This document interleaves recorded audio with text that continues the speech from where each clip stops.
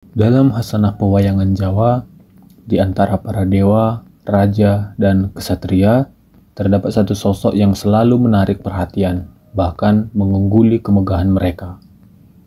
Dia adalah Semar, sang punakawan, abdi sekaligus penasehat para Pandawa, yang penampilannya jauh dari kesan gagah perkasa, namun kebijaksanaannya tak tertandingi. Kisah Semar ini bukan sekadar cerita pelengkap, tapi inti dari filosofi hidup orang Jawa, cerminan dari harmoni antara lahir dan batin, antara fisik yang sederhana dan jiwa yang agung.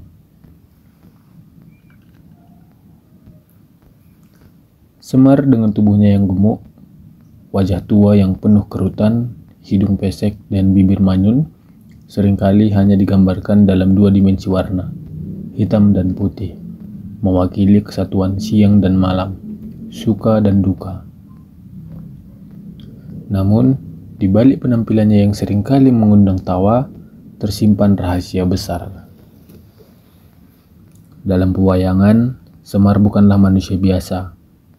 Semar adalah Batara Ismaya, seorang dewa yang memiliki tingkatan setara dengan Batara Guru. Dewa tertinggi dalam mitologi Hindu Jawa, ini adalah paradoks yang membuat Semar begitu istimewa. Seorang dewa yang memilih turun ke bumi, menyamar sebagai rakyat biasa untuk mengabdi kepada ksatria yang memperjuangkan kebenaran. Asal-usul Semar sendiri terbilang unik dan penuh simbolisme.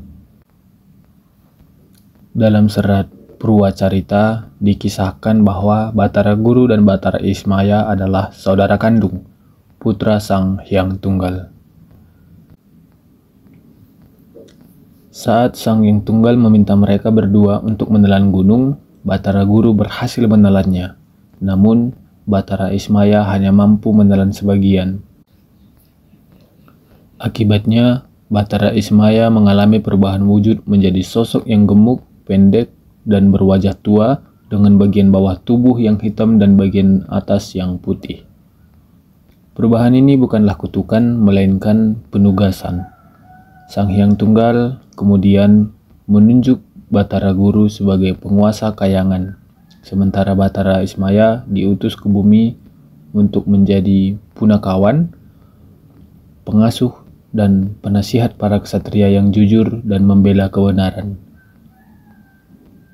Ia diberi nama Semar, akronim dari Samar, tersembunyi, yang berarti kebijaksanaan yang tersembunyi, dan Semar sendiri juga diartikan sebagai ngesem, tersenyum, ian araram, sedih, ngesem ian araram, yang berarti bahwa dalam setiap senyuman tersimpan kesedihan. Filosofi hidup orang Jawa yang terkandung dalam sosok Semar adalah manunggaling kawula Gusti, yaitu menyatukan hamba dengan Tuhan, atau lebih luas lagi, menyatukan manusia dengan alam dan Tuhannya. Semar sebagai dewa yang membumi menjadi jembatan antara dunia dewa yang sakral dan dunia manusia yang profan. Dia mengajari bahwa kebijaksanaan sejati tidak terletak pada kekuatan atau penampilan, melainkan pada kemurnian hati dan pengabdian. Tubuhnya yang gemuk melambangkan bumi yang makmur dan subur, tempat hidup manusia. Wajahnya yang tua melambangkan kebijaksanaan yang telah melalui berbagai pengalaman hidup. Rambutnya yang diikat ke atas melambangkan bahwa meskipun ia merakyat, pikirannya selalu tertuju pada hal-hal yang luhur.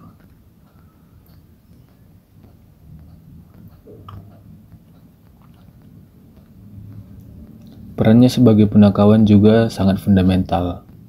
Bersama ketiga punakawan lainnya, Gareng, Petruk, dan Bagong, Semar tidak hanya bertindak sebagai abdi atau penghibur. Ia adalah penasihat spiritual, guru etika, dan bahkan pahlawan tak terduga yang seringkali muncul di saat-saat genting.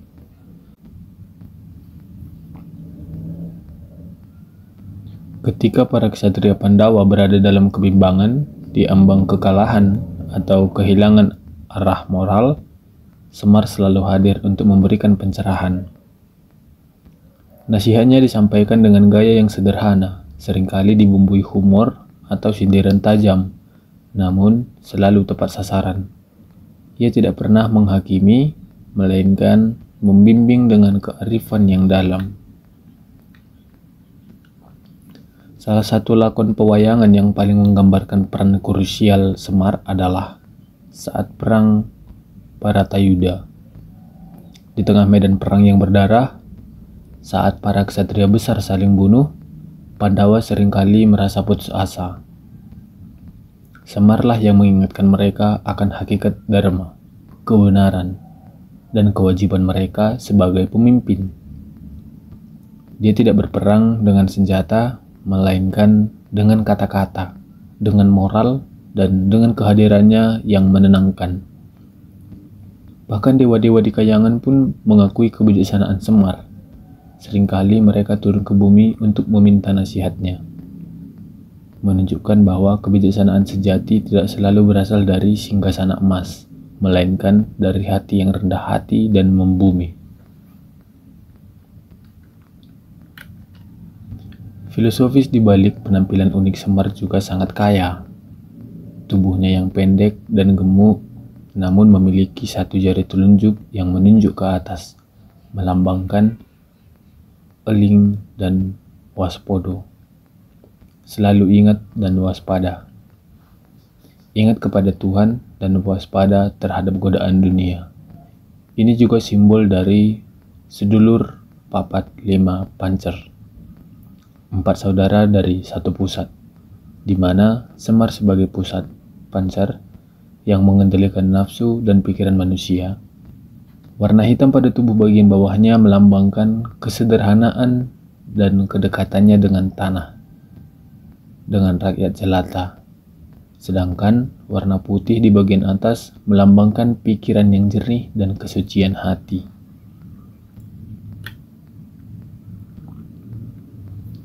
Semar adalah simbol rakyat jelata yang bijak.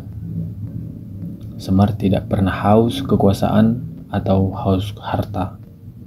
Tujuannya hanya satu, menjaga tegaknya kebenaran dan keadilan di muka bumi. Semar mengajari bahwa kekuasaan sejati adalah kemampuan untuk melayani, bukan untuk memerintah. Kekayaan sejati adalah kekayaan batin, bukan tumpukan emas.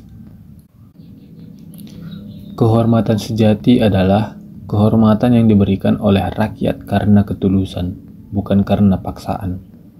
Ini adalah pesan yang sangat relevan hingga kini, terutama bagi para pemimpin dan mereka yang memiliki kekuasaan.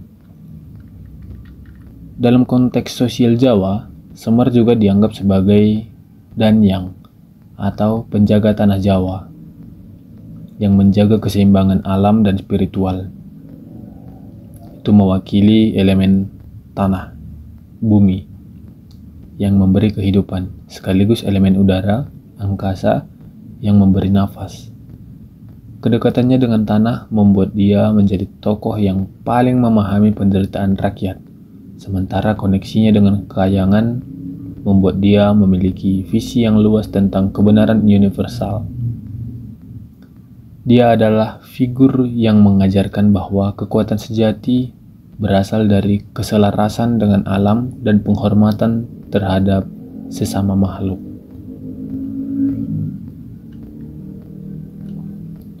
Keunikan lain dari Semar adalah sifatnya yang androgini. Dia sering digambarkan memiliki payudara perempuan dan alat kelamin laki-laki. Ini bukan tanpa makna. Sifat androgini Semar melambangkan kesempurnaan, kesatuan antara maskulin dan feminin, antara keras dan lembut, antara logika dan intuisi. Ini adalah simbol keseimbangan universal yang menjadi inti dari filosofi Jawa.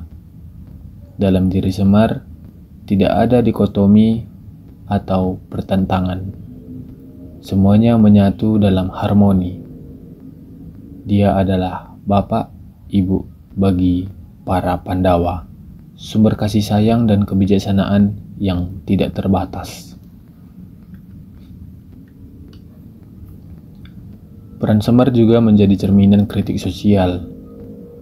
Semar adalah satu-satunya tokoh dalam pewayangan yang bebas mengkritik siapapun, bahkan para dewa sekalipun, tanpa takut dihukum.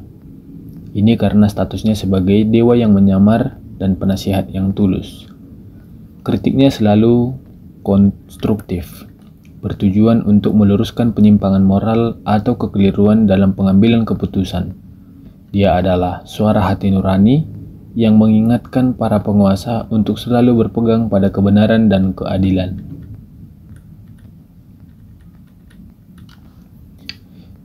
Kisah Semar dan filosofi yang terkandung di dalamnya terus relevan hingga saat ini.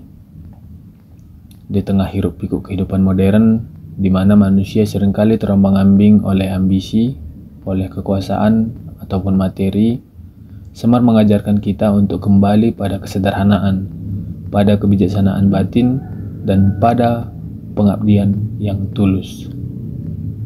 Semar mengingatkan bahwa kebahagiaan sejati tidak terletak pada apapun yang kita miliki, melainkan pada bagaimana kita memaknai hidup dan bagaimana kita berkontribusi bagi sesama.